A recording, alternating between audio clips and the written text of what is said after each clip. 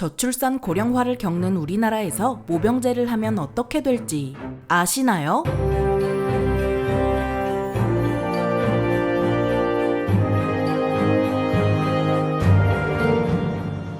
안녕하세요. 지식 스토리입니다. 이번에는 우리나라에서 모병제를 하면 어떻게 될지 알아보도록 할 텐데요. 현재 유례없는 저출산 문제를 겪고 있는 우리나라는 과거와 같은 대규모 병력을 유지할 수 없는 지경에 이르렀고 2023년 현재 입대가 가능한 20대 남자는 25만 명에 불과합니다. 90%로 징집하면 22만 5천 명이라는 건데 여기에 간부 18만 명을 더해도 40만 5천 명으로 앞으로 50만 명도 유지 못한다는 걸 알 수 있죠. 대체 복무와 학력 제한을 폐지해도 저출산이라는 보다 근본적인 문제 때문에 병력 감소는 피할 수 없는 문제가 되어버렸고 모병제로 전환하자는 이야기도 과거부터 꾸준히 나오고 있는데요. 21년도에 전국 성인 남녀 1000여 명을 대상으로 진행한 여론조사에 따르면 43%가 모병제 전면 도입에 찬성했습니다. 이는 16년도에 한 여론조사보다 8% 증가한 결과였죠. 또 한 경제신문에 따르면 모병제 전면 도입을 통해 병력을 30만 명까지 감축하고 이를 통해 많은 일자리를 창출하면 사회적 비용 12조 원을 절약할 수 있다는 만큼 모병제는 징병제보다 더 많은 기회를 제공할 가능성이 큽니다. 여기서 사회적 비용이란 사회 전반이 부담하는 비용으로 쉽게 말해 20대 남자 대부분을 군대로 끌고 가면 그만큼 일할 사람이 없어지고 이로 인한 손해를 사회가 떠안아야 하는 것을 의미하죠. 만약 징집률이 50%로 제한된다면 현재 기준으로 12만 5천 명이나 되는 20대 남자가 사회에 남아 공부하거나 일해서 장기적으로 우리나라에 이익이 될 가능성이 큽니다. 그렇다면 왜 우리나라는 모병제를 하지 않는 걸까요? 첫 번째 이유로 병력 모집 문제를 들 수 있는데요. 모병제를 한다고 가정했을 때 당장 공부하고 일하기 바쁜 20대 청년들이 갈 필요 없는 군대를 선택할 가능성이 얼마나 될까요? 대우가 좋다는 미국의 지원율이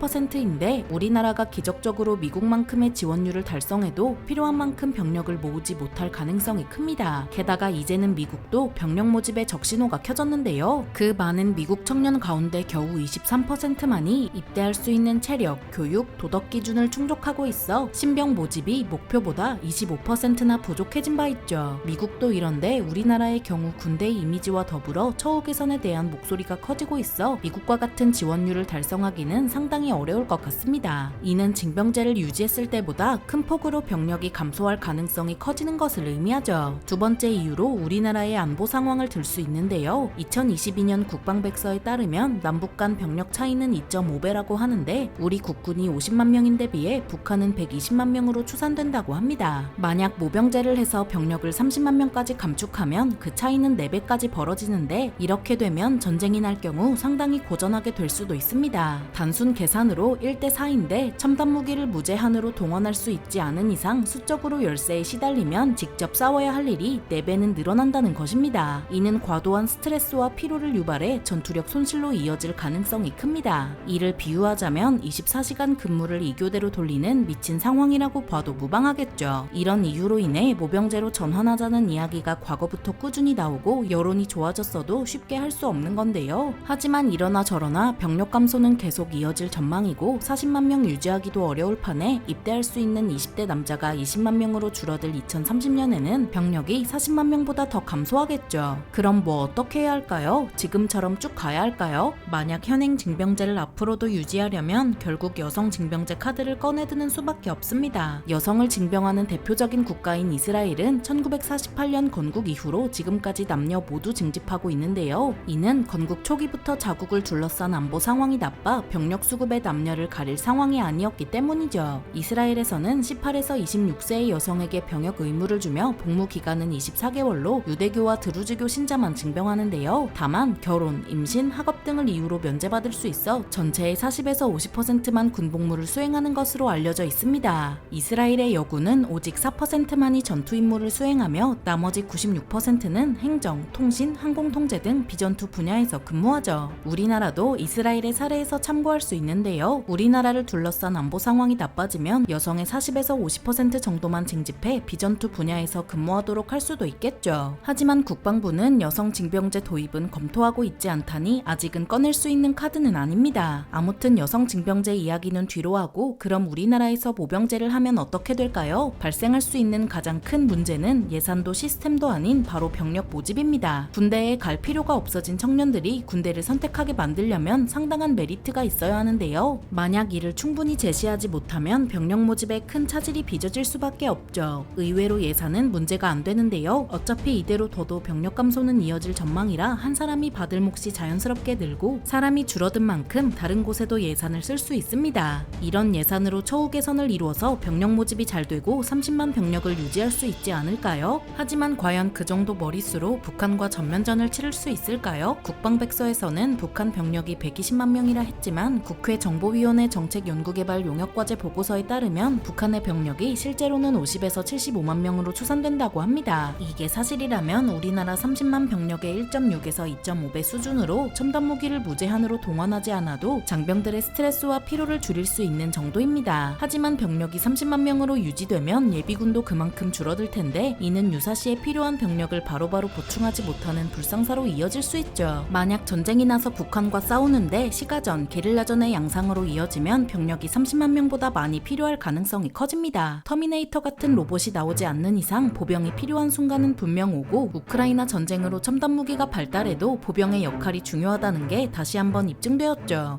그래서 모병제를 하게 되면 우리나라의 안보 상황을 고려해 예비군을 어떻게 확보할지 충분히 고민해야 하는데요. 참고할 만한 사례로는 중립국으로 유명한 스위스가 있습니다. 스위스는 징병제를 시행 중이지만 우리나라와 달리 예비군을 중심으로 굴러가는데요. 18에서 21주의 기초 군사훈련을 받고 집으로 돌아가 매년 6회 소집되어 19일에 동원훈련을 하거나 아니면 그냥 300일 연속으로 복무하고 소집 없이 깔끔하게 마무리하는 거죠. 스위스 같은 징병제를 민병제라 하는데요. 민병제를 모병제로 전환해서 우리나라에 적용하면 모병제와 징병제를 섞어서 하는 직무 혼합제가 되는데 이는 우리나라에 가장 맞는 방법일 수도 있습니다. 그러니까 군대에 지원해서 가지 않으면 기초군사 훈련을 시킨 후 집으로 보냈다가 매년 동원훈련에 부르는 거죠. 이렇게 하면 모병제의 장점을 취하면서도 유사시에 필요한 예비군도 확보할 수 있으니 한번 고려해볼 만하지 않을까요? 그런데 예비군 확보 문제가 해결되면 그냥 걱정거리가 없을 것 같지만 모병제가 그렇게까지 호락호락하지만은 않는데요. 바로 인적자원 그 자체의 문제가 있습니다. 군인은 명예로운 직업이지만 평시에도 작업이나 훈련 등으로 꾸준히 위협에 노출되고 전시에는 남들이 다 도망가도 목숨 걸고 싸워야 해서 선진국일수록 군인이 되기를 꺼리는 청년들이 많은데요. 사람 심리가 적게 일하고 많이 벌고 싶어서 명예롭다고 할지라도 위험한 일을 피하는 것은 어찌 보면 당연한 것입니다. 물론 취업난에 시달리면 청년들이 군대를 선택할 가능성도 있지만 취업난이 해결된다면 군대는 또다시 찬밥 신세가 될 것입니다. 게다가 현대전은 과거와 달리 보병이 총 들고 돌격하면 그만이 아니라 다양한 무기와 함께하는 전술에 대한 이해는 물론 이를 수행할 능력도 있어야 하는 경찰관, 소방관 같은 전문성이 요구됩니다. 이 때문에 어느 정도 교육 수준이 받쳐줘야 하고 이런 교육 수준이 높을수록 전투 임무에 필요한 전문성을 기르기 쉽죠. 하지만 대학을 다니거나 나온 청년들이 군대를 꺼리게 되면 남은 건 고졸이나 중졸 아니면 대학에 갈 돈이 없는 가난한 청년들인데요. 이런 청년들이 군대에 몰리게 될 경우 군은 가뜩이나 병력이 부족한 상황에서 이들을 마다할 수는 없고 어떻게든 교육하고 훈련시켜 써먹으려 하겠죠. 그렇게 되면 군대에서 양극화가 나타나는 무시하지 못할 문제가 발생할 수 있습니다. 전문성을 덜 요구하는 병사와 전문성을 더 요구하는 간부 사이의 격차가 벌어지면 군내 갈등이 빈번해지고 각종 문제를 일으키게 되겠죠. 미국도 빈민 개병제라는 비판을 듣는 만큼 우리나라가 한민족으로 구성되어 인종 관련 문제는 겪지 않을지 몰라도 모병제를 하게 되면 벌어질 수 있는 이런 문제에 대한 고민도 필요할 것 같습니다. 정리하자면 우리나라에서 모병제를 하면 무엇보다도 병력 모집에 문제가 발생하고 이를 해결해도 예비군이 부족해 유사시에 대처할 수 있는 능력이 떨어져서 직무 혼합제를 시도하는 게 좋을 것입니다. 하지만 이에 따라 발생할 문제를 예상하고 대처할 필요가 있다는 거죠. 아니면 그냥 드론을 미친 듯이 만들어 장병들이 벙커 같은 데 숨어서 드론을 미친 듯이 날리면 머릿수가 적어도 효과적일 것 같긴 하네요. 이게 바로 첨단 강군 아니겠어요?